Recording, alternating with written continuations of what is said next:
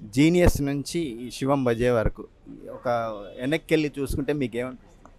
నాకు ఏ సినిమాకి ఆ సినిమా మొదటి సినిమా అని అనుకుంటాను అన్న. నేను యాక్చువల్గా నేను అంత ఆలోచించను. మనకి కరెక్ట్ అయిన ఫీల్డ్ కాదేమో ఇండస్ట్రీ, మనకి మనకి మనకున్న నేచర్కి మనకున్న మెంటాలిటీకి ఇది కరెక్ట్ కాదేమో అనిపిస్తుంది జనరల్గా.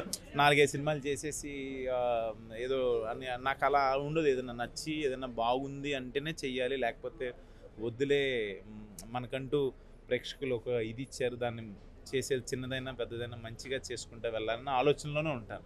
సో నేను వెనక్కి వెళ్ళి అంత ఆలోచించి చేసేది అంత నేనంత అదేం లేదు. బట్ మీ జర్నీ చూసుకుంటే రియల్లీ హ్యాపీ. అంటే ప్రేక్షకుల దయ వల్ల నాకు వాళ్ళు చూపించిన అన్నయ్య మీద ఉన్న మమకారం, ప్రేమ, అది నా మీద లేకపోతే సీసీఎల్ ద్వారా, క్రికెట్ ద్వారా కొంచెం అటు ఇటు ఈ రిలే కొత్తదనాన్ని ఆస్వాదించడం వల్ల నన్ను రాజుగారి గదితో నాకంటూ ఒక గుర్తింపు తెచ్చి అలా నెమ్మదిగా స్టెప్ బై స్టెప్ వెళ్తున్నాను. Apart from the films, cricket. So మీకు క్రికెట్ రెండో ఒక లైఫ్ లాగా అనిపిస్తుంది. సినిమా ఒక మొదటి లైఫ్ అయితే.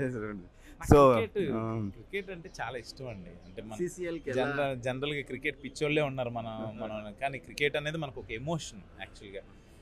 మాకేమైందంటే నాకు కావచ్చు, తమన్ కావచ్చు, చాలామంది ఉన్నారు, ప్రశాంత్ వర్మ గారు కావచ్చు, వెంకటేష్ గారు కావచ్చు, అఖిల్ గారు కావచ్చు, మా అందరికీ ఏంటంటే క్రికెట్ అనేది ఒక స్ట్రెస్ రిలీఫ్ అనమాట.